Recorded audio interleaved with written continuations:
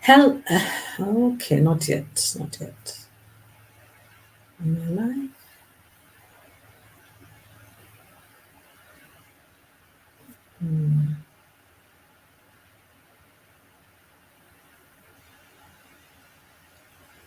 Hi guys, I think I am live now. Am I? Well, I think yes, I am. Okay. Hi everybody. Welcome to the African Queen Mo Friday weekend edition. Yeah. Today we are talking about politics and looking forward to chatting with you. Because mostly we're going to be discussing the issue of the DP Gachagua impeachment and what is next, Where are we heading from here, you people? Where are we going? Where are we going? You know? So basically, the issue is that we started this discussion this week, and we're ending it on Friday. We've had 3 live shows. This being my first week, it has been nerve-wracking, and I want to thank you guys for participating. I see there's nobody on my platform. I'm not going to be talking to myself, so I'm going to wait for you guys to come on board. Karibuni, this is African Queen Mo live show. It is Friday, the 25th of October, and it's 8 o'clock p.m. Yeah, I hope that you guys are going to be joining me soon. Karibuni Sana. You're very, very welcome into the show. Karibuni, I see 2 of you on board. Thank you very much. Very welcome. Thank you for the thumbs up. Do appreciate it. Yeah, we have some great fans on board already. And I hope that we will be able to have a nice time today and chat about what's happening in the courtrooms in Kenya, because I feel that we are basically we have been abducted. All of us have been abducted, basically. Our time has been abducted, definitely, hasn't it? Yeah. Everybody is watching. Everybody is concerned. And I don't know where we're heading, basically. And I think it's time for us to have a chat about this. Yeah. Yeah. Okay. So without further ado, with the person who is there, I would like to invite you to attend the live session. I'm not so sure if it's showing up, but let me see if I can do this invite again. Copy the invite. I thought I had already copied it somewhere. Let me paste it inside here. Those of you who can join me in the live show, I really would appreciate. Join me in studio. Karibuni, let's chat. Nobody is an expert here. I'm not an expert. I'm just a pedestrian lawyer or wannabe lawyer. For those lawyers out there who are watching us, forgive the rest of us for not understanding the law very well. But thank you very much for your support. And I hope that we will be able to, learn something today. So I'm still waiting for people. You're getting on and off. I see nobody's watching, or people are watching. I'm not so sure. So just in case people are watching, I think I am just going to go ahead, even if it means that we have to repeat ourselves. Let me introduce myself again. My name is African Queen Mo. I am based in Nairobi, Kenya at the moment. I'm also based in Cardiff. And hope that you're welcome to my living room, where I even have a piano waiting for you to play the music. Let's find out what is playing today. Yeah. So today we're going to be talking about the impeachment trial and where are we now, and also look at other matters that are of interest to Kenyans, such as the issues of security, the health insurance, and the housing levy, and many other things that are of importance to us, you guys, because we can't just be looking at just one item. We should be looking at things from a holistic manner and evaluating and assessing, monitoring, responding. And of course, yes, oh, I forgot to even mention, the proposal to extend the term of the presidency for 7 years, which was basically quashed by Kenyans. In fact, Kenyans sent emails, so many emails to the government, to where? Where did they send them to? I think to the National Assembly, that it crashed the system. Can you believe it? We crashed the system. Over 200,000 emails were sent, and it crashed the whole system.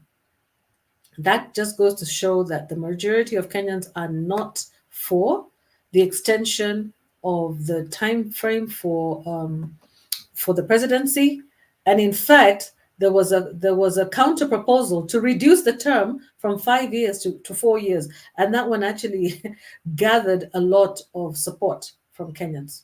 Yeah, so that just goes to show how fed up Kenyans are really with the current establishment at the moment. Yeah. Welcome, Juma John, and welcome to join. Thank you very much. And let's get right into it. Let me give you a little bit of a background. And for you guys who want to join, you're just welcome to join. Okay. So basically, I don't know where to start because really we've been discussing this. I think I need to do a little bit of a summary of what we've been discussing the whole week. Just a little summary. Okay. So basically what happened, we saw the drama where an impeachment motion somebody motioned the impeachment of his name is actually what is his name with use, somebody, I call him actually somebody useless, you know what I mean. But anyway, a member of parliament in the National Assembly moved a motion to impeach the deputy president Gachagua.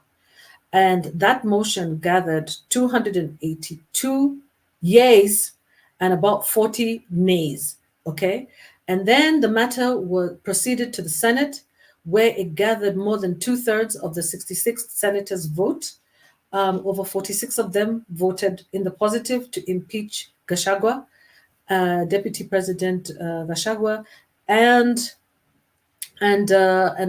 just a few did not. A few of them abstained. I don't think there was anyone that abstained. I'm not so sure if they did, but there was one abstinence in the National Assembly. I'm not so sure about the Senate. But that matter now proceeded. It proceeded over to the court because the matter was decided by the Senate when the deputy president was in his hospital bed. Yeah.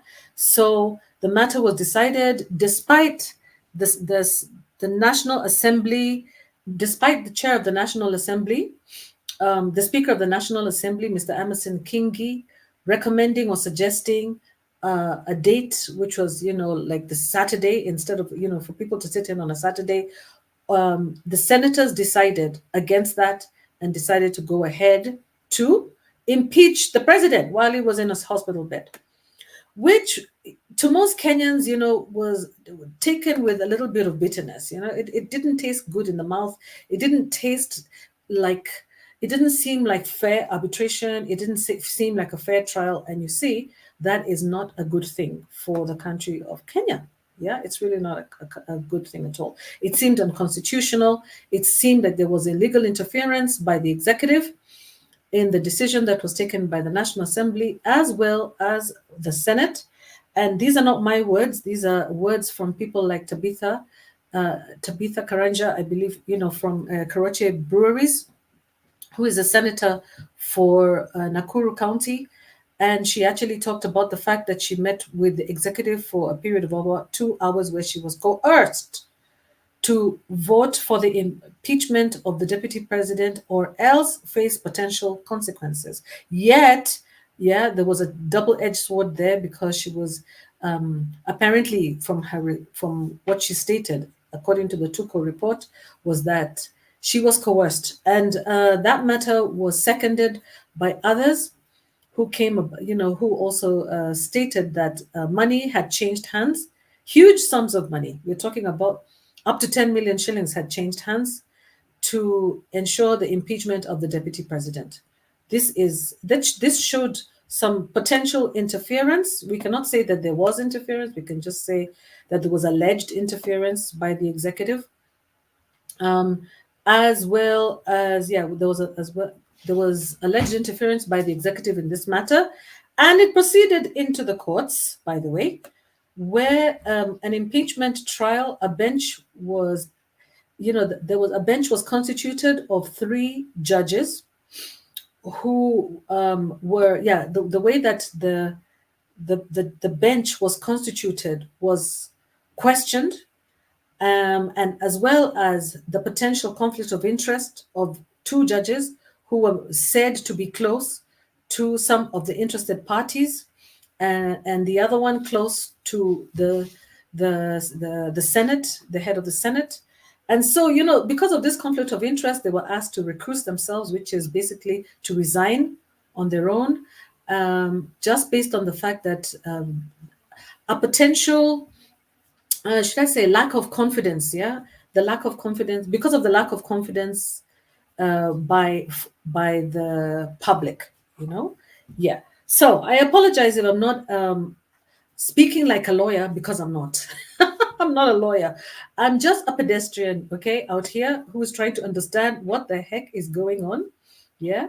But what I heard from the TV when I listened to the news, I heard that the bench of three lawyers received a lot of petitions, about over 30 petitions that had to be heard before the main case is heard. That is the procedure. Okay. And the petitions were categorized into two. One, the first category was challenging the process before the National Assembly. And these were consolidated and fixed for mention on October 29th, depending on the outcomes of the Senate proceedings, which determined to impeach the president. The second cohort of petitions was filed under a different category, and I would like you guys to fill in that gap, because I picked up the issue that they were consolidated, first of all, based on challenging the process. And the question I have for you is, the second set of petitions were categorized based on challenging what? Okay, we know that the process is being challenged, what else? Is it the content that is being challenged, or what? So they gave directions that all petitions were to be dealt with in cohorts either 1 or 2, and that the court would consolidate all other cases into 2 cohorts. All the other cases that were coming in, okay, were going to be consolidated into those 2 cohorts and 2 categories, I would say. And then they assigned petitioners to each category and respondents, okay, as well as interested parties to each category. So there were petitioners, respondents, and interested parties. They were assigned to each category. I apologize for many people who say niko na kizungu mingi, but if you want to hear kizungu mingi, talk to the lawyer, Mr. Kaminwa, who's 88 years old, and his kizungu will put all of us to shame. So no excuses right now. We should all be following and try our best to learn, because this is our official language and we should do our best to understand what's going on. Yeah. So one other thing I picked up was all concerns were filed virtually. And I believe that there were concerns that were raised from the lawyers for the government, who included Tom Ojienda, who is a senior counsel of the government, where he said that there were interim orders that were issued in Kerugoya, a place called Kerugoya, once his file was referred to, and they were expiring. Sorry, they were expiring on the 24th, on that day when I was actually watching. And he was seeking the court's guidance on hearing the application of the 18th of October, okay, which was a matter that was meant for mention. The nature of the three judge bench in terms of aligning to the hearing and scheduling of applications, they were trying to see if the case could be heard on that day, on the 24th, on Thursday, the 24th, because it was expiring then. And they pressed the urgency of the matter because they had already filed their responses, and they thought that they would be going back and forth if they were not served. Otherwise, the alternative was that the matter would be going back and forth, and that would not serve the interest of the greater good of the public. So they wanted them to proceed. They wanted to proceed, basically. However, in a rejoinder, Gachagua's lawyers, who are appearing from LSK, they said that the orders were going to expire at midnight anyway, and so they would not be affected by the orders if they actually had, it on them. So the directions, the court still had time. Basically, that's what they were arguing, that there was time. Yeah, so I could see that the lawyers of Gachagua were going to take advantage of every single minute that they were provided. Yeah. And so that is it right now. The public opinion I was also following about the impeachment trial. I looked at the public opinion on NTV, national TV. There was a lady there called Lois Wangui, who was the host, and she was speaking in Kiswahili. The public opinion, according to the journalist, his name is Steve Keter. He was interviewing those in Uasingishu, okay, Eldoret, and they believe that most of the people in Eldoret were saying, the men who were interviewed, and I noted that most of the interviewees were men, and most of them were outside. Most of them hustlers, you know. Most of them were saying that the case should just conclude, and so that they can get back to business, that it's holding the businesses back. Rigiji should just go home because they stand with their president and the decision of the Senate and the National Assembly, which was to impeach Rigathi Gachagua. Okay, so they were waiting eagerly for Professor Kindiki to take up the deputy president chair because he had been nominated, and his nomination had been approved, nominated by the executive, and that nomination approved by the Senate. Okay. And that was the view of the people in Uasingishu. All right. And interestingly enough, there was also, you know, people who were interviewed in Mombasa whose opinions were completely opposite of that. And I actually noted there were several respondents, people who were being interviewed, who were also on the streets. One of them said that they don't understand, they don't see anywhere where the CJ, the Chief Justice herself, had appointed the Deputy Chief Justice to select the panel of judges. So there was a question about the judges. So according to the Constitution, that particular respondent felt it was not constitutional. And whatever was going on was, his interpretation was that the executive was using the judiciary to violate the law and the Constitution of Kenya. The second respondent also said that the lawyers of Gachagua were not genuine, and they were not helping Gachagua. All they wanted to do was to utilize his funds, finish the case, and follow the, you know. And so his recommendation was that they finish the case and follow the law. Okay, because they want the law to be followed, because it sets a precedence for the future. The deputy president and the president, he said, are like husband and wife. So if the wife doesn't want to follow the husband, they should resign. Both of them should just resign. And if they don't agree, you know, it's affecting the business of the country, and everybody should just resign. Another respondent also said, from Bunge la Wananchi, he said that Ruto was playing politics, and the president, he felt, was cared less about the people, because the situation in the coast, in Mombasa, every day looks like a Sunday. Business is not going on. Another respondent was also saying that there seems to be a game to spoil the Constitution. Okay, so those are the kinds of issues that are happening. So I invite you guys to oh, thank you very much, Mato. Oh, Mato, welcome. I invite you guys to respond and you know, come into the studio if you want. If you want to join me, you're very welcome. Or you can comment in the comment section. Yeah, make your comments in the comment section, and let's talk about this issue, because all I was doing was giving you a little bit of a recap, and I'm hoping that I'm going to get clearer and more articulate as the days go by, hoping that you will join me. Yes. So I see Juma John is on. Mato is there. Thank you so much, Mato. I really wish that I had communicated with you a little bit earlier, because I wanted to play some videos, and I'm not so sure really how to play them online. But, you know, we still have some time. We're on here for about an hour, and I'm hoping that we can talk about this. My view of, oh yes, what has happened now? Yeah, what has happened now? That's important. Majority of Kenyans do not support Rigathi Gachagua's impeachment. This is according to Tuko, a new survey on Tuko 4 hours ago that was conducted by the Lara Research Africa. They revealed that 78.2% of Kenyans oppose the impeachment of Rigathi Gachagua as the deputy president. 66% of Kenyans interviewed stated that both President William Ruto and Gachagua should be impeached due to unfulfilled promises.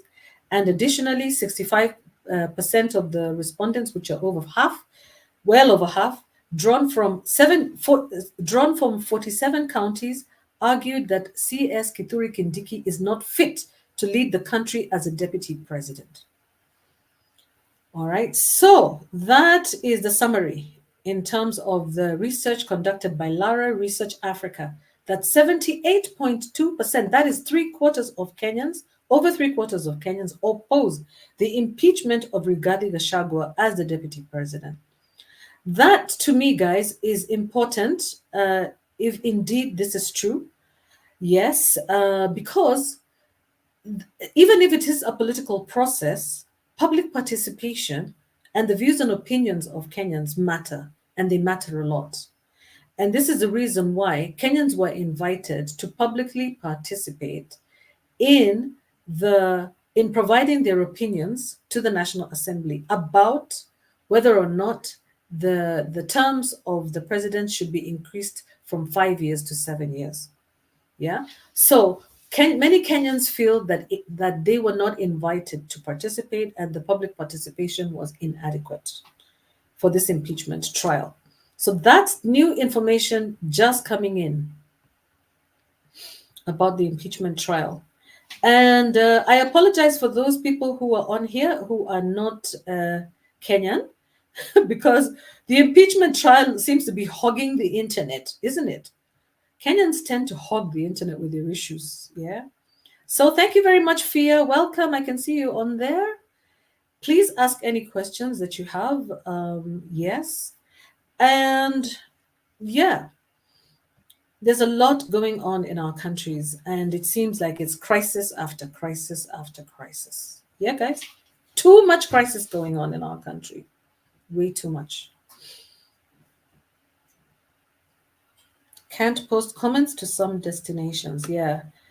All right. It says that we cannot post comments to X. I think that's because I tried to get onto X, but I think I have to have I actually have to have a certain kind of membership, and unfortunately I learned it a bit too late. So I'll do that for next week on Monday. So I'll be having these live shows, guys, on Mondays, Wednesdays, and Fridays, where we can all participate and talk about these matters. Don't be afraid to raise your voices and to discuss what is going on, because the public participation is actually one of our rights in the Constitution, as stated by our Constitution. So let's do our very best to participate as much as possible. By the way, I want to draw your attention to some of the people who are on here, who are from the Sound Candid Live talk that takes place every evening. Guys have not opposed to Gashagua's impeachment. Yeah. So the Sound Candid Live talk, and it's on tonight. So please join them. Join us. It's probably going to be around 11 o'clock at night. I'm coming on a little bit earlier for those of you who fall asleep early. I'm usually also somebody who doesn't stay up late. But for those of you who can stay up late, we can continue discussing this issue in the evening, in the night. But I just want to hear your views now, and probably we can take these views over into Sound Candid Live talk later. But in the meantime, right now, I wanted us to discuss the DP Gachagua impeachment together, so that I can just hear your views, yeah, and we can share our views. So let me hear from Mato. Queen Mo, guys are not opposed to Gashagua's impeachment, otherwise they'd be on the streets. They are opposed to Gashagua's going alone. Aha. And more so defying Ruto's decisions. Point of clarification. Yes. I hear you, Mato. Anybody else want to respond to Mato there? He's in the comment section, and what he's saying there is that that Kenyans are not opposed to the deputy president's impeachment, actually. No, we are not. And I'm also probably one of those who is not opposed to impeachment of everybody. Everybody should go home. But what they are opposed to is for him going alone. Because actually the target was not Gachagua. The target actually was Ruto must go. That is what Kenyans were singing in June, July. The chant everywhere was Ruto must go. So since when was it Gachagua must go? Isn't that what you're saying, Mato? Let me be quiet so that I can, see if other people come on board with other issues. And you don't have to just discuss the impeachment issues. I have a dry throat, so you'll forgive me if I have a drink from this company called Nkang.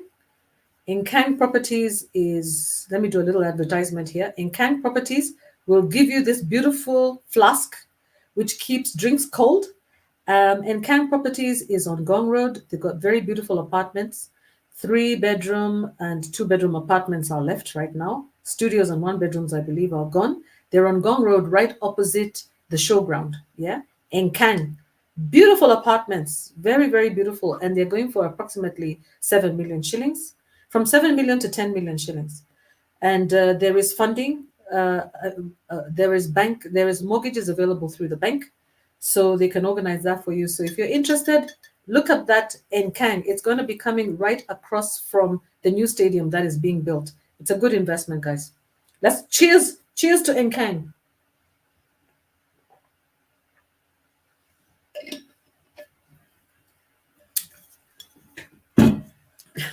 Thank you, Mato. Thank you for that clarification. Yes, I would agree with that. That it would be very unfair for one person to go. And also the fact is that all the charges that were ramped up against the deputy president are charges which the president himself would not pass the test. He would not pass the litmus test if they were put against him.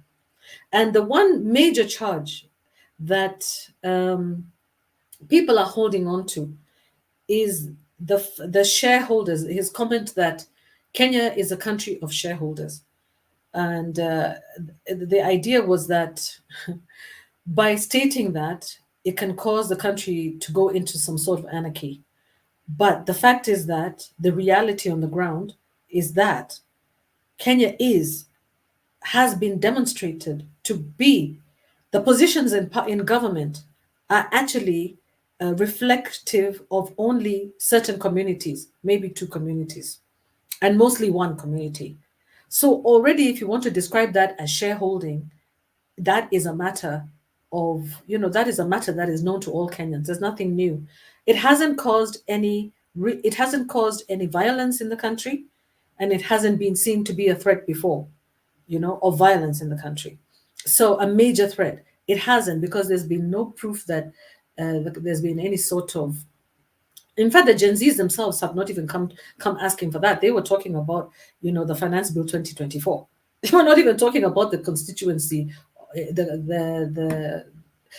were not even talking about the tribes, the 3 tribes or the 1 tribe that is dominant in government, taking up government positions. That wasn't the major issue. So really, to me, that is, not a reason to impeach the president, the deputy president. It's not reason enough, in my view. Yeah. So that is where we are with the impeachment process so far.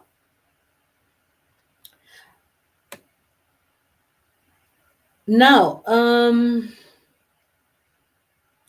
I don't know whether Mato, you would want to try to explain to me how those what do we say, how the cases are being categorized. There's category 1 and category 2. Category 1 is about the process, yeah. So, and category 2, they're being categorized into 2. The sets of petitions, yeah, they're being categorized into 2. Do you have any idea? Does anybody know? Which 2 types of orders these petitions are being categorized into? And why is it important for us to understand that? Why have they tried to do that? Yeah, for what reason? Yeah. What are your views? I'd like to hear from yourselves about your views. What are your views about the impeachment? Yeah? What are your own views about this? Do you think it has been a fair process?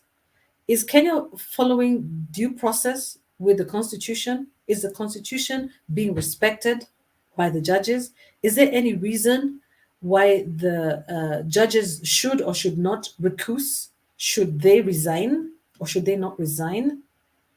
What are your views about that? What are your views about the fact that the deputy CJ put together, is said to have put together, empanelled these benches. What are your views about that?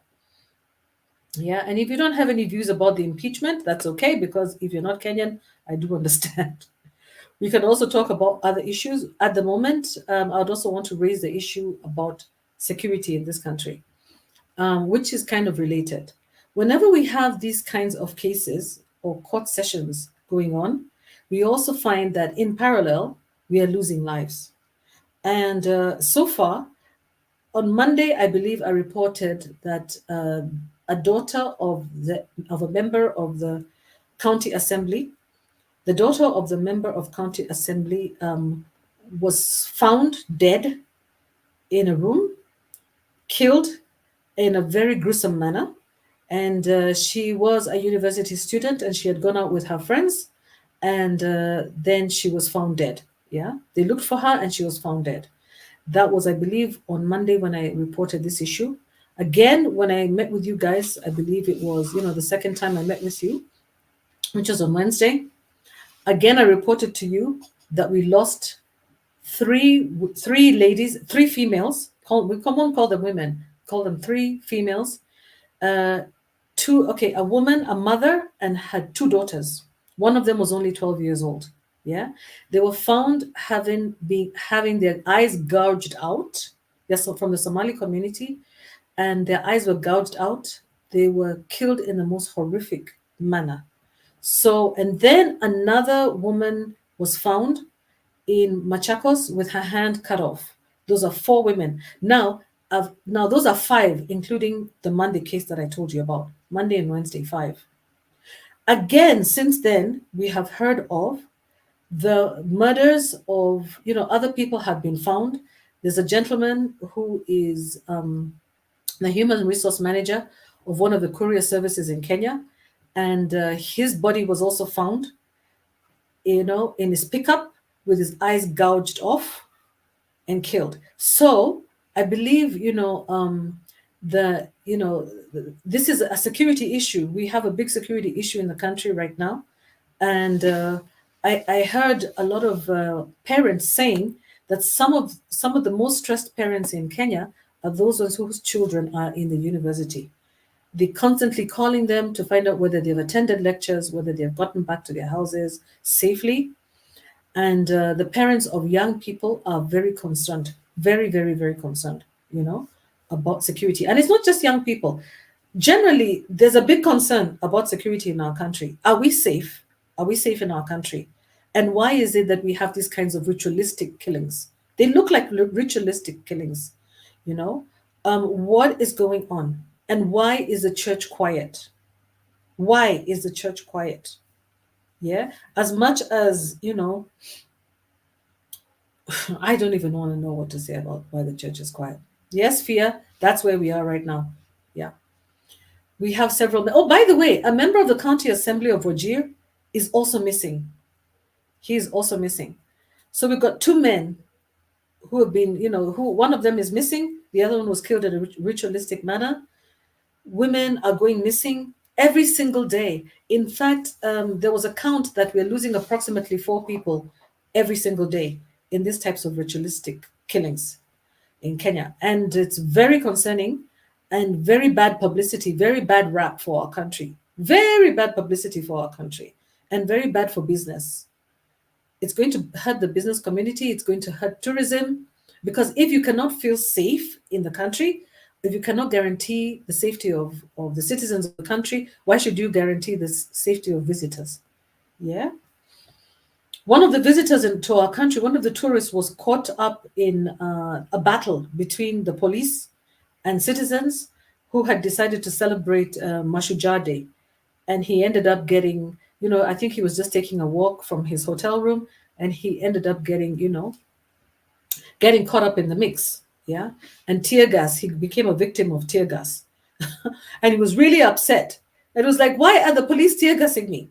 And you know what people were asking him? They were asking him, where were you going? Who are you and where were you going? I mean, the kinds of questions that Kenyans ask. Amazing. Yeah, it is terrible, Fia. It is terrible.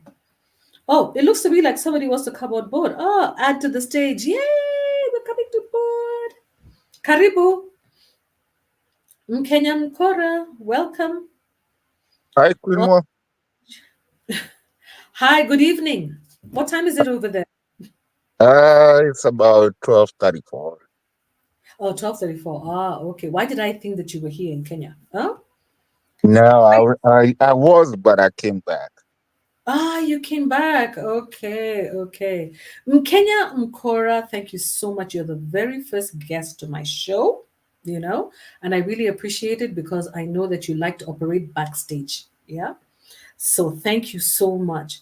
Please feel free to make any sort of clarifications based on what I stated earlier about where are we with the DP Gashagua's impeachment and what are your views so far?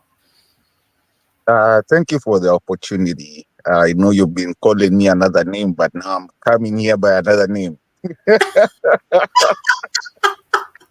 This is Mato, you guys. This is Mato. You're my good friend. Honestly, why do you want to confuse us? Why are you confusing us? I You're very like staying. secure where you are. Eh? I like staying anonymous. You want me to disappear? No, no, no, no, no. You're not going to disappear. No, we can't all disappear. And if we all disappear, we'll meet where we're going to meet and we'll continue. The mandamanos, wherever we are going. They might get me, and then you find me in Kwaria. So I have to stay No, you're not anonymous. going to be. No, no, no, no. You're not going to go into a quarry. No, no, no, no. You are protected. You are protected by the Constitution of Kenya. That's why you see me in Kenya. Now you don't see me. Have you ever heard that thing? Now you see me. Now you don't Now see you me. don't. Uh-huh. Disappearing act. It is Yeah. so sad, honestly. We have to be ghost workers. You know the time that you were thinking I was in Kenya, when actually, because I had been in Kenya. I got to the airport, and one of the guys out there that works for the airport recognized me, and they asked me, "When do you, are you the Kenyan Kora?"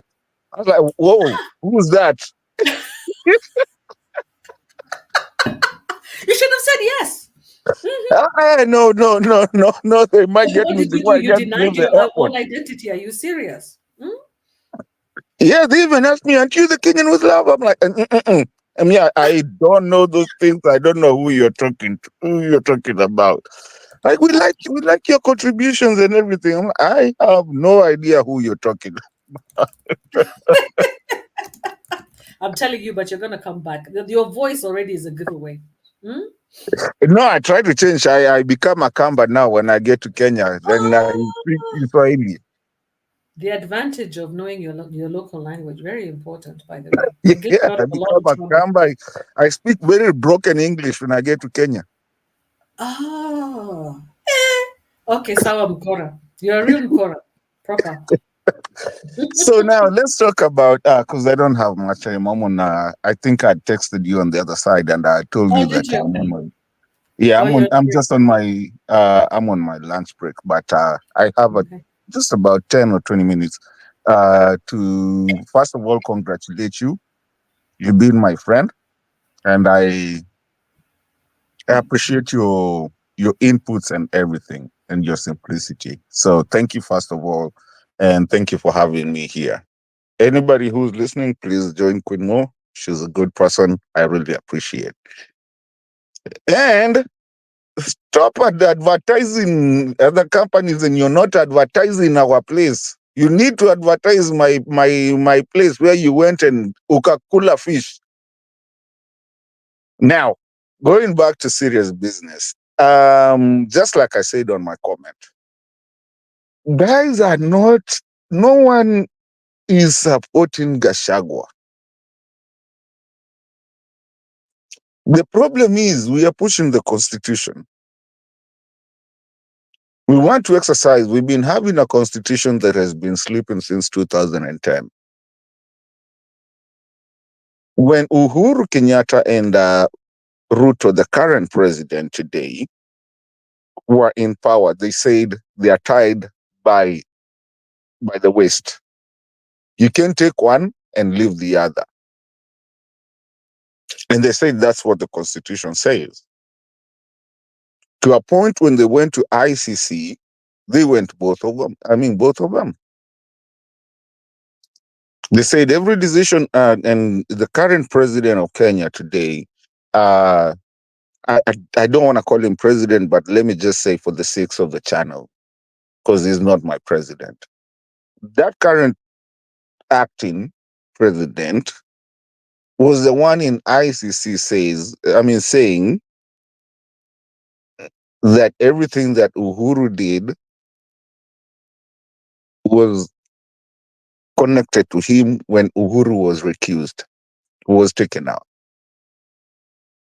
And he went back to ICC and said that if you're going to let go of Uhuru Muigai Kenyatta, then you have to let me go too.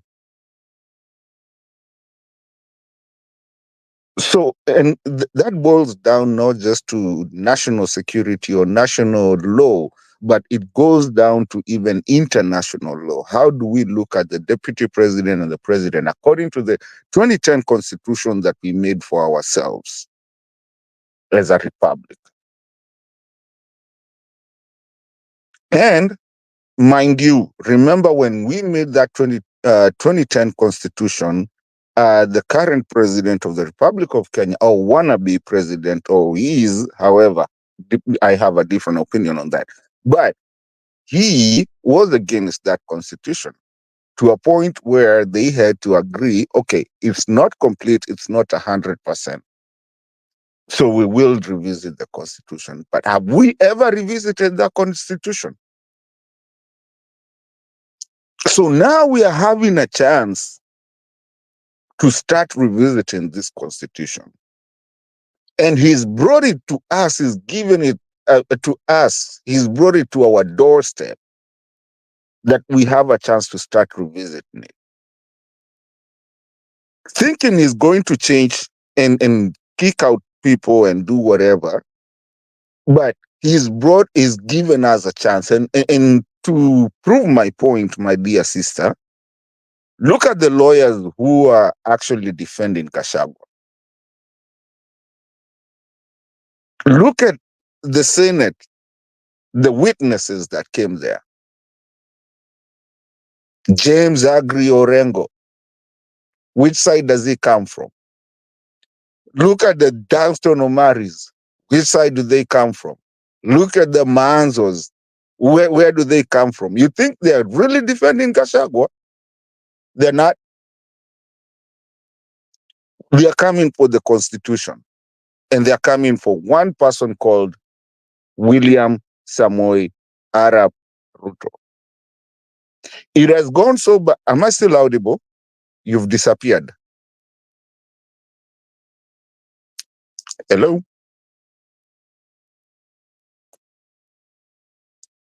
Queen Mo? Okay. Yeah. So Yeah. Sorry, it is I was just trying to get something, so I okay. wanted to shut the I wanted to shut the door. Sorry about that. Okay. Okay, that's fine. Yeah, yeah. Okay. So Kenyans have come to a point where they want to push Ruto, and this is not about Gachagua. No, nobody cares about Gachagua. We are defying Ruto's ideas. Whatever he tries to make, we are going to defy it. If he says there's a God today, we will defy him and say there's no God. Even though we know there's God, we will say there's no God. Because he's the worst president since independence that we've ever had. And we've known his history. And we know he was never chosen by anyone to get into the presidency, where he is trying right now to exercise his might and everything. And that is the reason when you look at his body language, you see he's always clenching his arms when he's walking. Body language, psychology 101. Look at all his pictures. He's always clenching a fist. Why would you be doing that? I mean, Uhuru was meddling with all the microphones. I mean, you would think he's gonna just mess all that microphones. He never used to clench his eyes. I mean, his hands. He wants to show a might, and that's why when he came to the United States, and you have to look at the history of the jet. Remember the Hustler's jet when he was a deputy? And now he came to the United States, what, with a whole jet, I don't know, costing 200 and something million. Why? To show might. And he doesn't understand that now it's actually gone so bad that even the Congress people that came to to Kenya to see him, you remember the infamous Congress, they got so bombarded with emails, me included, that sometimes we had to get, they used to, I mean, email us back and say, we are sorry. So right now, do you know how many countries have said they don't recognize him? It has gone so bad to where he cannot go, and that's why you cannot see him anywhere right now. I mean, the international communities are talking about it. They don't want to see him. The Haiti thing is falling apart. Everything will fall apart, and it's just the beginning. He gave us the opportunity, my dear sister. Unless you have another question, let me first of all hold at that. Thank you so much, Mkenya Mkora. Wow, that was really, really helpful because you know what, I got you. I was actually listening very hard, keenly when you talked about you know language, body language, the things that you don't see. And what I notice with him all the time anyway is that he's very stern, yes, and I've never noticed that he's got a clenched fist all the time. It's as if he's ready just to hold that fimbo. Do you remember the sword? Yeah. Do you remember Moi's time when he used to hold that, fimbo? Yeah, where he used to wave something. It's as if he wishes he could have that in his hand. You're absolutely correct. But I don't think many Kenyans are really aware that he has actually lost face in the international community. I don't think so. But I would imagine, having myself also studied in the US, how much, what I know about these people is that they really care about perception. Their perception about what people think about them matters so much, that even if whatever they do in secret, they don't like that being brought out into the public eye. And this is one of the reasons that Trump had issues. That's the reason why they don't like people who are loudmouths, about what they're doing behind the scenes. At the moment, you see that we have Bill Gates, who is coming into the country with his agenda, yeah, to finish all Africans, basically using agriculture, using our food. That is happening as we are going through this court trial, as we are being deflected, our attention is being diverted to the trial. We have Bill Gates coming in. We also have the big banks coming in as well. That is coming in an administration, an administration office of one of the American banks that is linked to the Eurobond. Yeah, the Eurobond mega scandal has been given an administrative office in the country. All of these things are happening while the impeachment trial is going on, while we're hearing of killings, even killings, murders of Kenyans. Yeah. So I think you're right. We have to look at the body language. We have to look at what's happening globally, and it impacts on what's And happening locally. my sister, with all due respect, I had forgotten something about the body language. Have you realized that that the people close to Ruto are culminating to elections, and immediately after elections, before this whole drama now that is happening right now, and the kickback by the Gen Zs, and also the new order where of defilement, where everybody's just defying everything. Have you ever realized that when you look at Kimani Chungwa, when you look at Gachagua, when you look at the people close to him, they actually speak with their hands, starting with him. He's always trying to put a full stop with his hands, like "Mutafanya, nitafanya," and then you find the hand moves with it.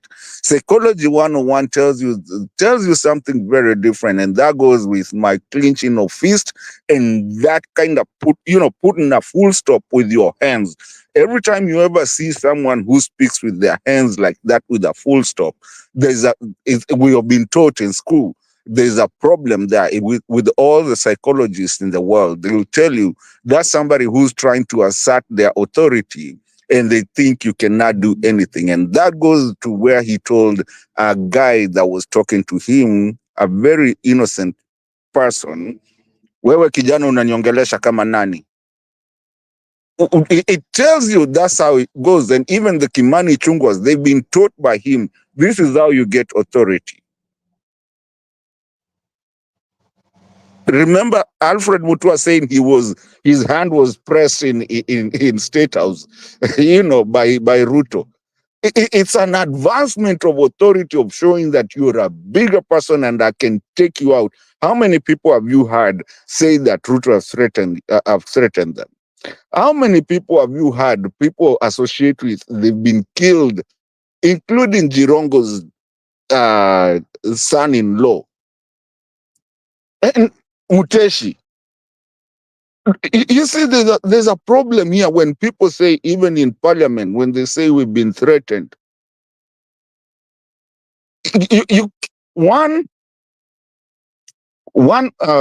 accusation is okay because it might be somebody is wrong.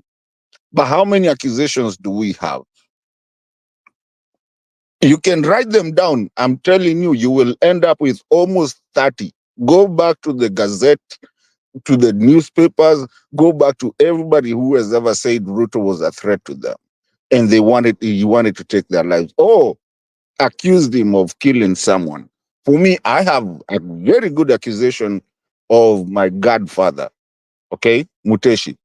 I mean, my mom's godfather, Muteshi, was taken round and round and round. He died without his land. And even 2 weeks before he died, I was there with my mom. So we know the guy. So anyway, let me keep quiet again. I just wanted to tell you about that body language, how he speaks with his hands and how he's pushed it to even the other guys that are close to him, how they speak with wanting to have authority. You can't have an authority if you are a public servant. Thank you. Politics of intimidation, that's the African way, isn't it? And it's very unfortunate because it's completely the opposite of, the kinds of like hands by your side and kind of like openness that we see in the West, where people are open and they're hugging each other. It's completely opposite. Can you imagine hugging Ruto? For what reason? Why? Whoever tries to hug him is even sometimes pushed away. I've actually seen a woman getting pushed away by Ruto, but let me not continue. Let me not like dwell on that subject. But it's an important subject. No, we all know she was Important touched by the issue. breast. She was pushed at the breast. You can't touch a woman Ah, at the breast. that's the thing. Yeah, I didn't want to mention that, but that's actually true. I do remember seeing that, and she was really, really hoping to, get closer, to get close to him. But his body language is like, hey, you know what? I'm not really in. It's like a butt. He like butted her away. Yeah, we definitely have a president who is very, very intimidating to women. If you look and see the constitution of the bench, there's only one woman on the bench. I wonder why they don't have two or three of them. If you look at the lawyers on both sides, yeah, in court, not a single woman, or was it me who did not see? Yeah, I saw basically men only. We have female lawyers in this country. Why are they not on the bench? Yet the CJ, the deputy CJ, the attorney general, they're all women. All these women in very high positions do not have women lawyers to engage. Yeah, you wonder to yourself, what is going on. What is really going on? It's a boys club. Women are just not, I think maybe it's because something to do with maybe the women lawyers feel intimidated. They feel that they don't want to be part of the process as long as Ruto is the person in charge of the country. Maybe if we had other presidents, such as maybe the Kibakis or the Uhurus of this world, we would probably see more women, represented on as in the in the defense.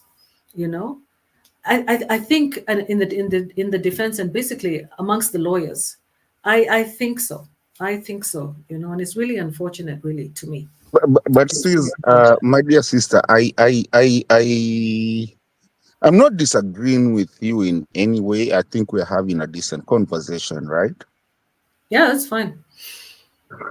I have a problem with women leadership, just a little bit. If you let me Go execute my ahead. Go case, ahead. Don't fear. Speak. Keep talking. Hesfa has told us to keep talking. And he even saw one woman in from Karagoya. Okay. There was one woman from Karagoya. Okay, good. Amongst how many lawyers, though? So why do you have a problem with women leadership in Kenya Mkora? And Explain. especially political leadership, I really have a little bit of a problem. Now, am I saying that women are not able to lead? I believe they are. One of my aunties is a DCJ, okay? Distant. Philomena Mwilu. I believe in her, but I have a problem with her leadership. And I believe I feel a problem. Okay, let me just, we've been taught in Africa that there's norms of where you cannot talk about females because they will come for you.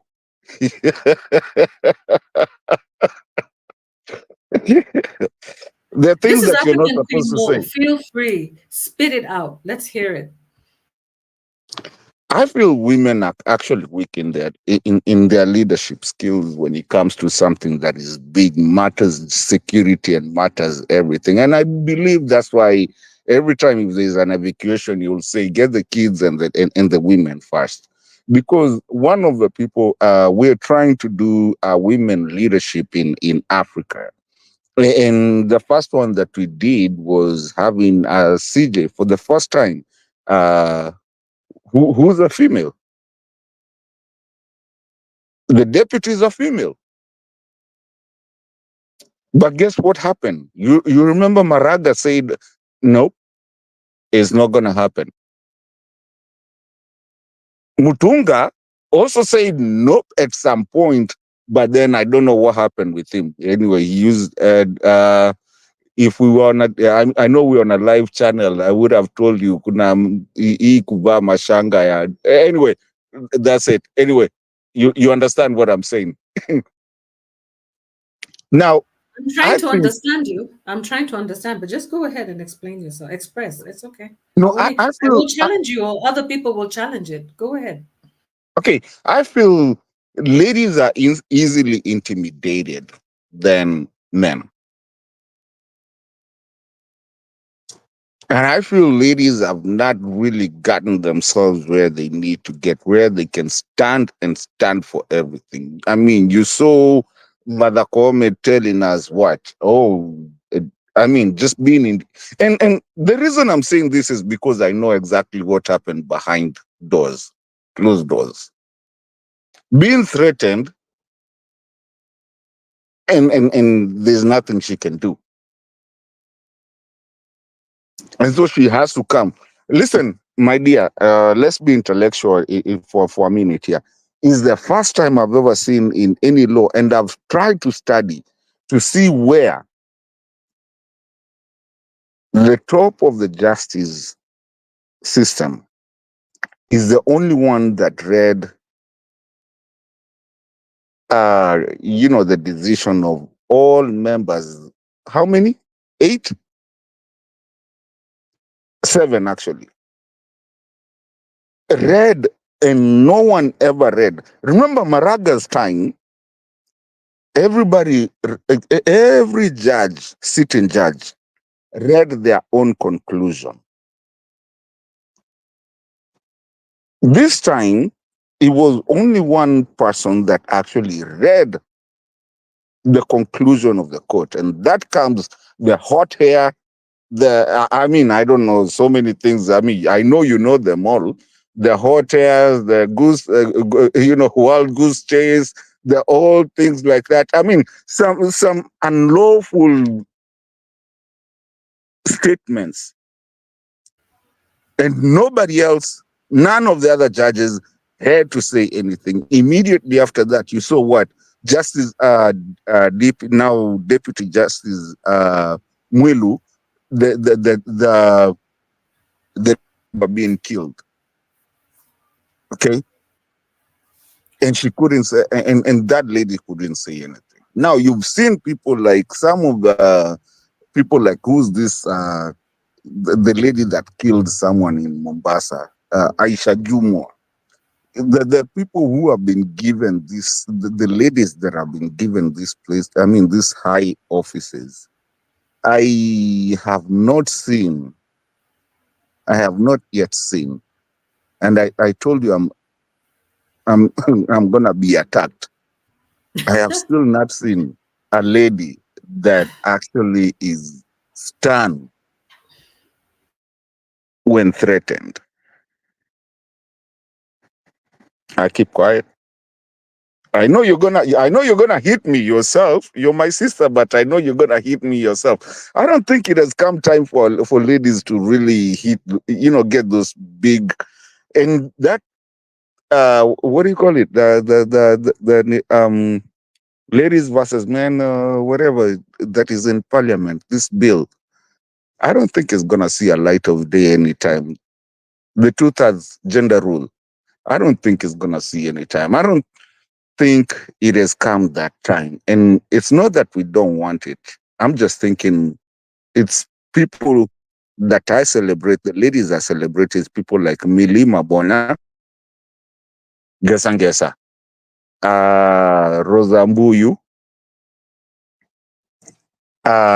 who's the other one? The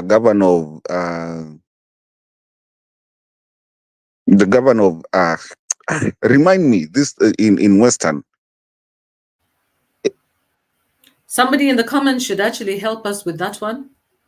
I think Yeah, I yeah, know who yeah. you're talking about, but I don't know her name. Yeah, I the don't I one. don't really follow their names as well. I'm just kind of new in this politics. But let me give you a little bit of, if you don't mind, if I can just give you some responses of people in the comments. There's this person called Hesfa Okongewada Okon Oiko Ngenia. I think that's what it is. I hope I or Wanga. Yes, Gladys Wanga. Is that who the person you're looking for? That's the one I was looking for. Thank Whoever you did so that, much, tell them Hespa. You thank need you. to come in. You need to come into the studio. Honestly, seriously, help us here. We're all pedestrian. We're all so new to this, and we need this public participation. Come in, board. Come in.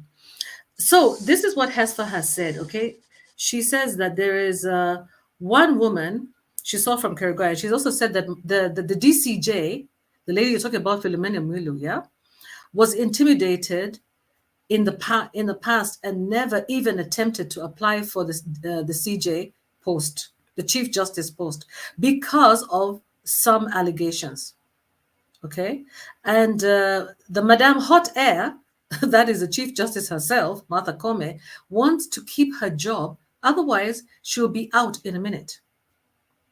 Should be out how. And then she also says that some women parliamentarians are just ashamed. And that's actually true because you see, one of the biggest problems that we have, in my view, Kenya Mkora, is that a lot of the women who are actually in the parliament and in the Senate are women that we as women in Kenya do not even recognize as part of us. These are women who have been appointed. Many of them have had to compromise their values and their morals to get those seats and even to keep those seats. And that even goes to the point of, even in terms of the religious circles, it's the same problem. Yeah. We have people who are appointed because of the types of people that they are. It depends on the culture of the executive. What culture does the executive encourage? What kind of culture are they about? Are they about getting people based on merit, hiring women and people of merit, and ethics? Or are they looking for yes women? Are they really looking for women that they can? What type of women are they looking for to work with? Because I would challenge you on that, because on the other hand, if you look at our neighbors, you look at Uganda and you look at Tanzania, if you look at the constitution of the parliament in Uganda, it's almost 50-50. Yeah, that creates an environment that is conducive for women to work. Yeah, and to get women who are, of valuable women who are educated, women who have morals and ethics, strong women to participate, because women have a lot of, like you said, it is true, many women will most likely not put themselves in harm's way unless they're trained in military, for the military, because women are also mothers. They have their children to think about, you know. So even if they would like to put themselves in harm's way, they would usually come on board when they're much older. People like Martha Karua, who the populace itself will dismiss because of her age. But this is the time when she is ready to take risks through the things that she says because of her age. But the younger women will play safe because most of them have young children to think about. Unless they are, like I said, trained military style, or they deliberately decide to get into harm's way, like the Wangari Maathais of this world. And you saw what happened to them. So I don't really think it's a matter of saying that women cannot lead. You have a problem with women that lead. But the question is, what happens? What kind of women are selected for those positions, really? Look at Miss Nyamo. Look at her. She's called the blonde woman of parliament over there, blonde woman in Senate.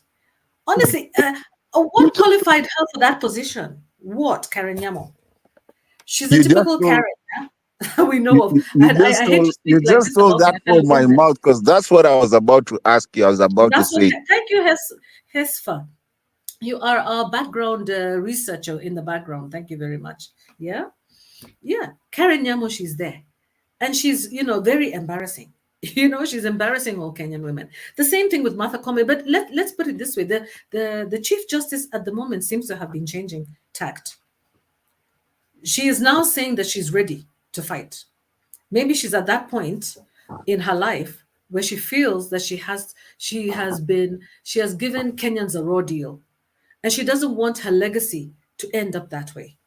I don't think she really considered the risk to her profession as well, to be seen as a judge that doesn't deliver justice in a just environment. That can also be an issue, for her going forward, even if she was to lose her job today, because working with the government now doesn't stop her from getting a job like with the United Nations or being seen as a credible consultant when she leaves office. She has to be careful about her reputation out there. So I don't really think I would agree with you in that sense, really. I wouldn't really totally agree. But on the other hand, I would, based on the kinds of, on the performance of many of the women that we have in Parliament and Senate, I Hello. wouldn't blame you from having those views. Hi, are you back? Had you disappeared? I I don't know wouldn't what blame happened. you. I think Uh, you. Sorry. Or did I disappear? No, no, no. It's me. I think you. I think you rooted me.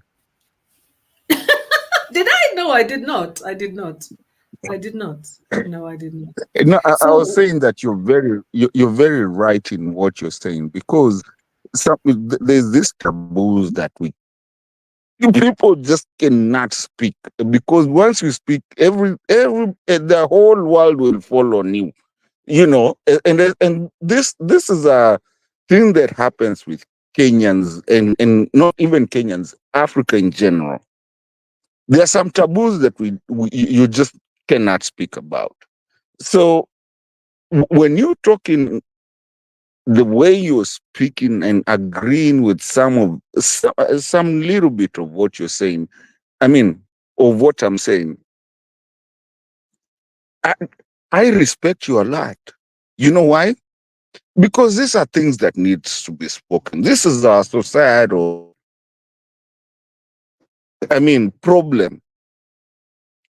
I can tell you that right now there's some, you can walk out of that door and there's where you are right now, and there's something you won't say, even though you know it's true. And that's how we've been taught to never say some things. So when I hear you saying, Philomela, all these things that you're talking about the female, even though I brought this topic, and I'm sorry to bring it, I can't bring it to, where I belong, you know where I am. There I will be eaten alive. But it's some of the intellectual things that people need to understand about the society and the society that we live in. Okay. We've gotten to a society where even a lady doesn't think they need a man. And I'm not saying this in a social way. I'm saying this even in a political way. And the moment you don't get that psychologically, that a female can actually do something that a man can do, but then you give them that opportunity to do that, and all of a sudden they're running to the man, then there's a problem. You're muted, sis. Sorry. Oh, sorry. Yeah. You'll allow me to take you back a little bit. Yeah. And to remember Mm-hmm. the Auditor General, Nancy Gathungu, who has raised red flags about our budget several times. She's Ooh, the that one, Kwanzaa, that one needs flowers. I can take the flowers to her thank to you. her house. So you better take it back. If you give Nancy Gathungu that job, okay? If you give her the job as, for example, the CJ, for example, or not maybe the CJ, but for example, the Attorney General, for example, if you gave her that kind of a job, yeah, she would deliver based on what we have seen. Remember Margaret Okango? Do you remember Margaret Okango? Yeah. Yes, She's the ma'am. controller of budget who highlighted what? Who highlighted what was going on with the budget, with all the corruption. Yeah. All the corruption and all the missing monies and all the, all the things that are going on basically at the county level, at the devolved level, and also at the national level. Yeah. To save All myself, that. because I know you're No, coming for my no, no, I'm my not coming for jugular. your neck. To I'm save just saying, myself, how about I just Waiguru? want to. Yes, we have Anwaigoro, who formed what? What did she do? She did some positives and she's also negatives. Yeah. She was what? She was the cabinet secretary in the Ministry of Planning. Yeah. And she started the Huduma centers. I really give her flowers for that. But on the other hand, yeah, and I know, yeah, but on the other hand, she also compromised her own ethics at some point in terms of how she carried herself, the things she said, and also the allegations about corruption with the National Youth Service. Do you remember? Yeah. So I know, what I yeah. can say is that it depends also on the culture that is set in place by the leadership. That culture. What we But need is a on a leader. lighter note, Mhm. because my time is starting to run out. On a lighter note, Yeah, yeah, yeah, yeah, do you yeah. understand? You guys are very lethal. I mean, you're the most lethal people, ladies. And I call it because there's a time I used to say woman, and that name disappeared out of my my tongue. Ladies, you're very lethal. Any little thing you will come burning and everything. I mean, so we fear you guys as men, as a society. We fear you guys because you come in and you have every gymnastics of, oh, I'm a woman. You did this and you did that and oh whatever. Oh, you're attacking a woman. I mean, you can get me killed today by if we went to like a market, you can easily get me killed right there because you're a lady. You know, you have so much power, and sometimes I wonder where this power goes. Because with that much power that ladies have, I wish they could even actually be making our country better. Because not even our country, even all countries, and some places that we've seen ladies step up, and real ladies that are not backed on men versus women, where we can all be together. I want to first of all say kudos to Carol what was it, Carol Tanui or whatever, the one that Mhm. at the because for her she said, yep, I am a Kalenjin, I don't care, you know. Mhm. Mhm. Okay. Yeah. When you relate yourself, it becomes a problem. And going back a little bit is just, and allow me to do this, my sister. Going back a little bit, the reason I was saying Rosambuyu and Kina Mama Mabona is because these are people who are actually not waiting for a gender. And I'm gonna ask you, right now, and this is a straight question to you. What is the work of a women rep? Why do we have a women rep? Can we have a men's rep too? So I want to hit you hard today, being my first time to come to this channel, and you know I respect you. Do we need a men's rep, or women are just this nonsensical issue born stuff that is telling us that we need it, but you guys cannot have it? And we're talking matters. Um, we're talking matters governance. We're not talking matters.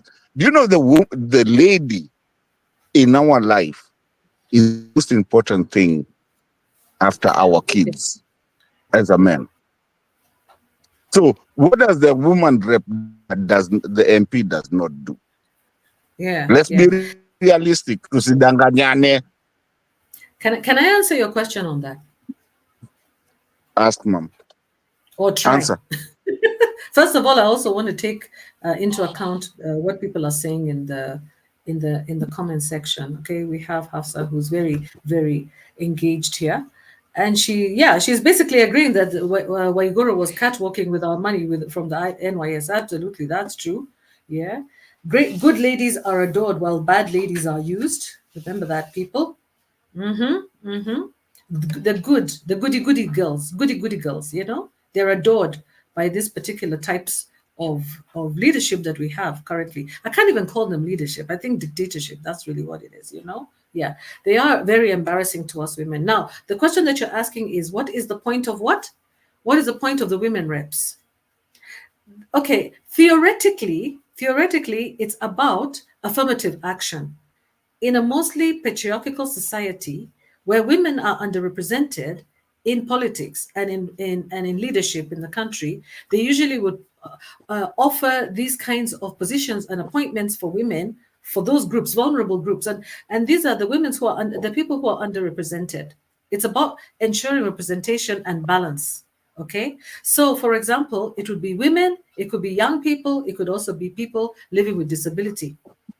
That's basically all it is. Now, when it comes to the women's representative, I believe that's a patriarchal approach to leadership that should be stopped. It's not necessary.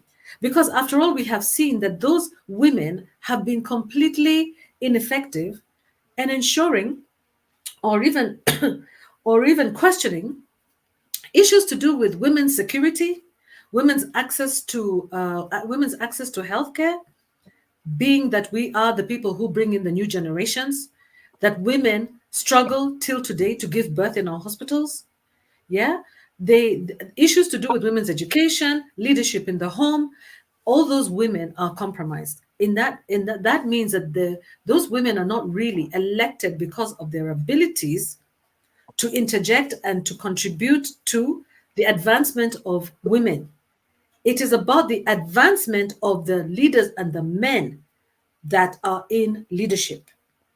Those are the people that they are actually answerable to, and the people that they're committed to, and for whose agenda that they're interested in. The only women that you really see enhancing the lives of women are usually maybe the wives of the presidents, because they're even given a budget. They have an office where they're given a budget. But the women representatives, basically, they are made to compromise like almost immediately. Usually, they have to be quiet. Otherwise, they might find themselves in Rivayala, isn't it? And this is probably, No, here's that's the just how thing. I see it. Here's the thing, And my they sister. just picked for the wrong reason. They picked the wrong women. Here's the thing, sister. Now, I'm not in any way against women representation. I don't know what they're being represented because, first of all, they're being. Can you allow me to speak to say to spew what I'm about to spew? I mean, this is a truthful channel, right? Yes, with your permission.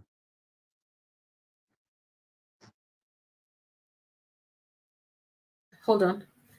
All of you guys in the comments, should we give him permission to spill the beans, whatever he wants to say? He might actually insult us women here. Should we give him I'm not permission? gonna. Should we give him permission or should we not? If you don't answer, it means that we should give him permission. Yes, you have our permission. Go for it. Tell us what you feel. It's Okay. very important for us because we women and men need to have these discussions, these open, honest discussions. We really need it. A nation and wherever we live or however we live, either by your home, by the time you wake up and go and die and whatever, that it's all made by two. Even in the world, even a lion has a female and a man, and whatever it is. I mean, a male. Now, in my context of what I'm trying to say is that, first of all, there's no reason to have a women representative and start complaining. Okay, there's also no reason to have a male representative and start complaining. Basically, all we need is good governance and public service. If you have public service, is the reason you have a husband and a wife and bomber. What you call for those, I mean, I understand your channel has people who does not understand Swahili, and a household. People live together, and if you want to change your, even though you're my wife, I'm the one that is gonna come and change that tire. Why? Because we understand each other. Now, when we start make a societal issue about, oh, the lady has to do something, the lady has to be the one on the top. You know what it does? And I'm going to say that I told you and I asked you for the permission. It's the men actually walk away. And that's why we don't want to listen to anything that y'all say. Now, coming back to governance, it's going to come to a point where we are going to ask ourselves what is necessary, what is not necessary. And it has started. And it's especially Kenya, being in East Africa, it has started with Kenya and it's morphosized into other places. It's moving. The Gen Z movement was not the end of it. And it's coming. Today in Kenya, the people who thought they were gonna walk around with big cars and put, flags and everything, they're running away. Nowadays, they're walking with pro boxes. It has come a point where we are so educated, thanks God to the late Mwai Kibaki. We are so educated that we can see BS when BS shows itself. We can catch it right there. And that's why you find even a small boy na meno tatu saying, Dani amekula airport, ameuza airport and everything. And that's not even a CS. That's a guy, somebody from the streets. People are watching your channel, Queen Mo. People are watching our channel. Most of the things we talk, you see them in mainstream media. Mainstream media has been so overwhelmed because some of the people actually send you send you the videos.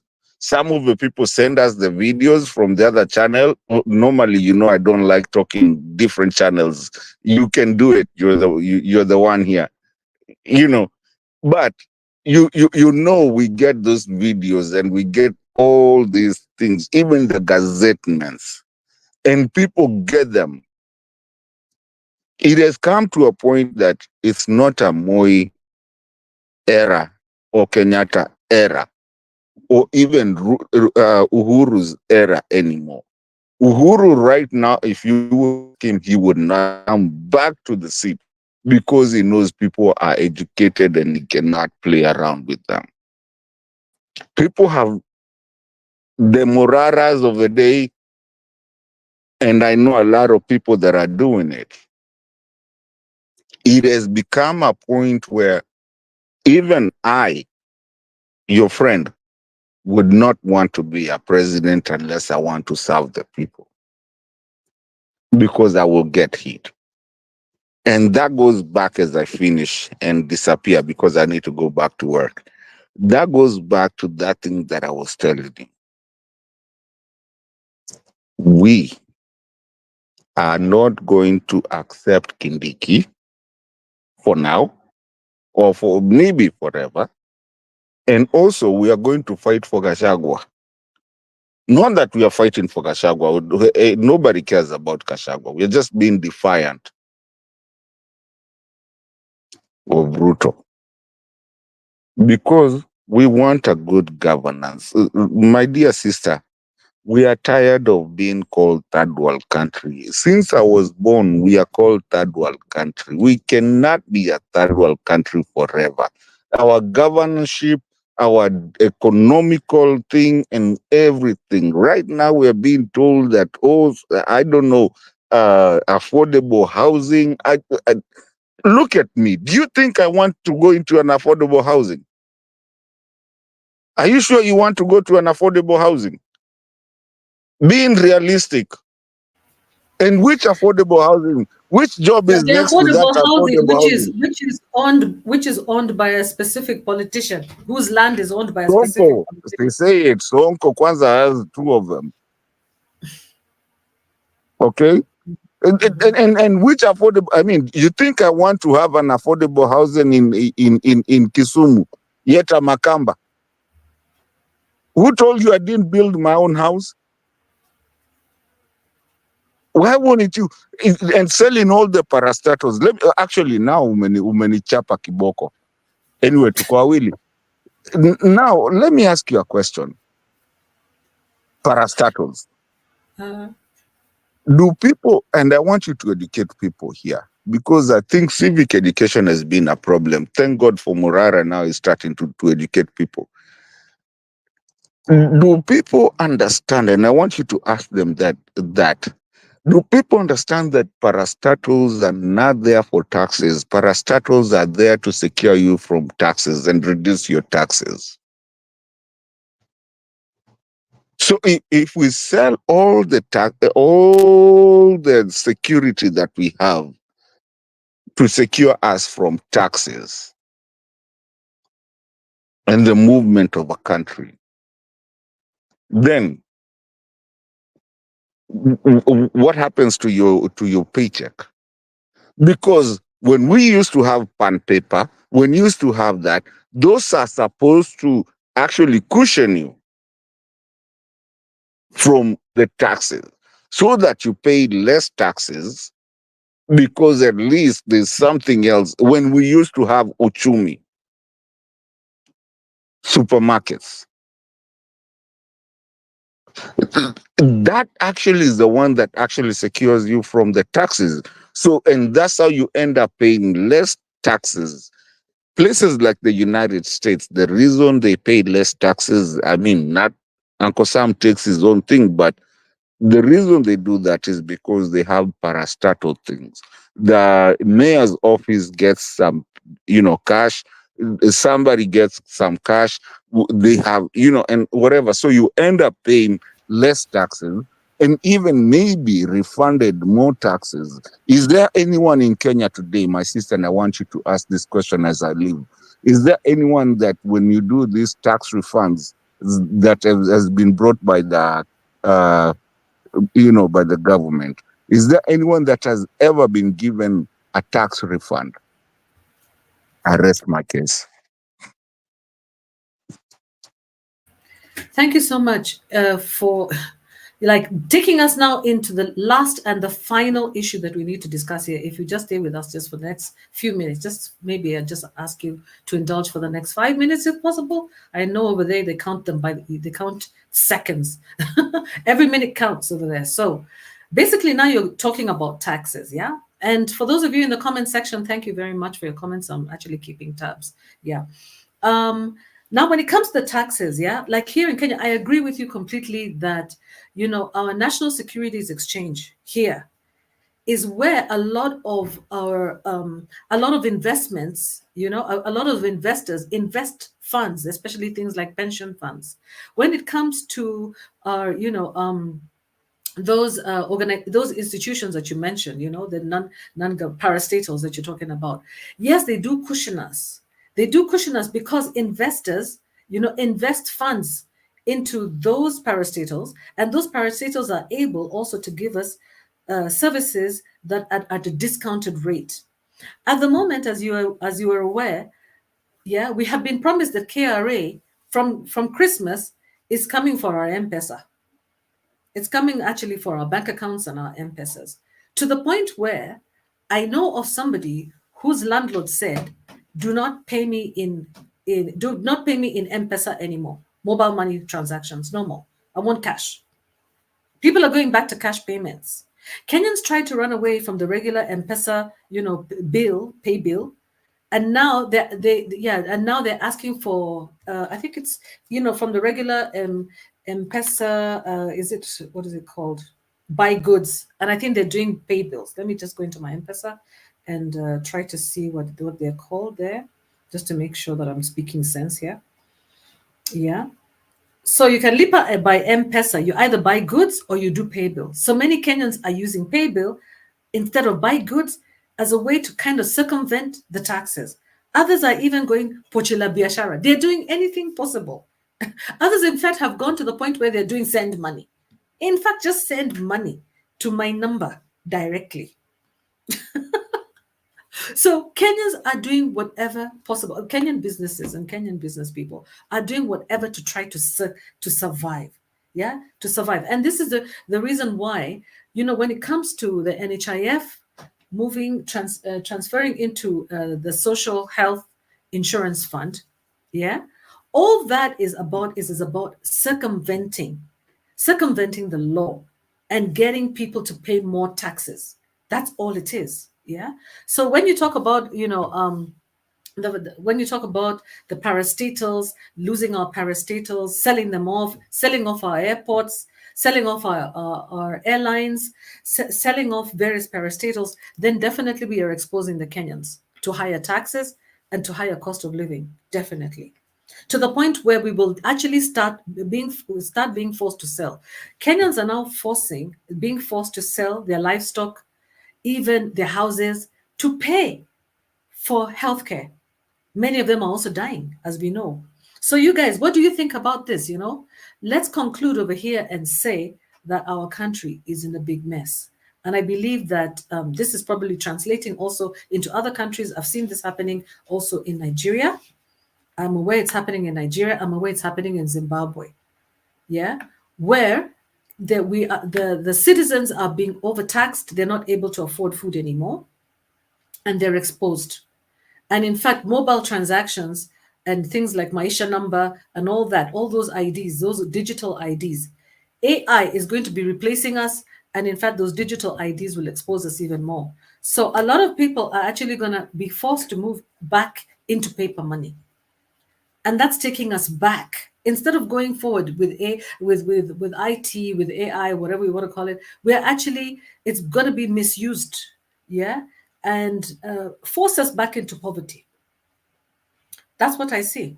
And in fact, farmers are also not safe. They're also not safe from this. Not just farmers. The people who eat the produce from the farmers, we are not safe if our souls are going to be corrupted because of AI. Okay, on that note, guys, I'd like to wrap up and say thank you very much. Since the rest of you are not coming into studio, I'm not going to stay long. We are not, I really want to thank Matos so much for being with us. He's no longer here. I don't know why, and I hope he's not going to tell me that I did a ruto on him, because I did not. Yes, but I really want to thank Mato for being my first studio contributor, and he's a really great support for me. And I really hope that the rest of you will come on board and enrich this discussion. And I'll prepare even more. There was a question about whether women can be leaders in Kenya. Can we be leaders? Can we actually can we do what people like Suluhu are doing in Tanzania? You know, what Ellen Johnson did in Liberia. I'm actually doing my research currently, and I really believe in women leadership. It is possible, but it doesn't mean that with women leadership, it means that men don't lead as well. What we need is balance. And I saw, like the comment that I highlighted there from Hesfa was that make representation simple. Reduce constituencies to counties, have two representatives, a male and a female. Since when do we have always male representatives?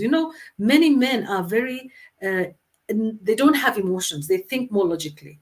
And actually, we now need a heart. We need a country that has a heart.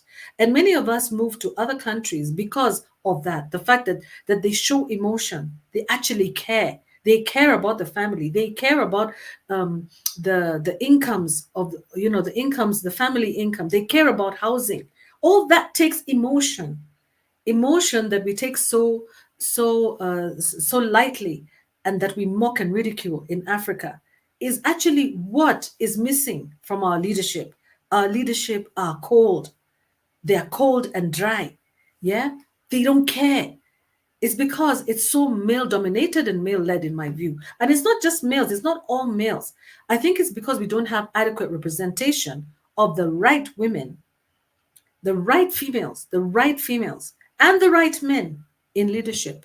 So I think, let's move forward. I am looking forward to continuing this discussion next week on Monday, and I wish you a very good weekend. But in the meantime, please come on board on Sound Candid Live Talk. It's going to be happening in the next 2 hours. It's called Sound Candid Live Talk. I'm going to actually put it there in the comment section.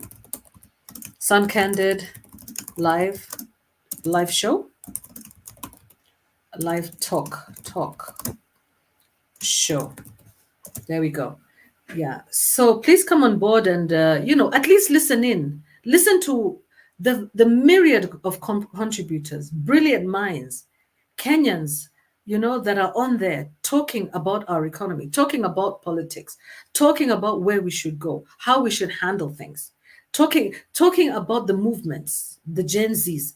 I think it's very important for us to engage. This is public participation, and we have every right and a responsibility to engage. So thank you so much for your time. I really, really appreciate the 10 of you or so who have been with me on here, and I'm going to mention you on here: Hefsa, Ceres, and thank you so much for enriching our conversation online.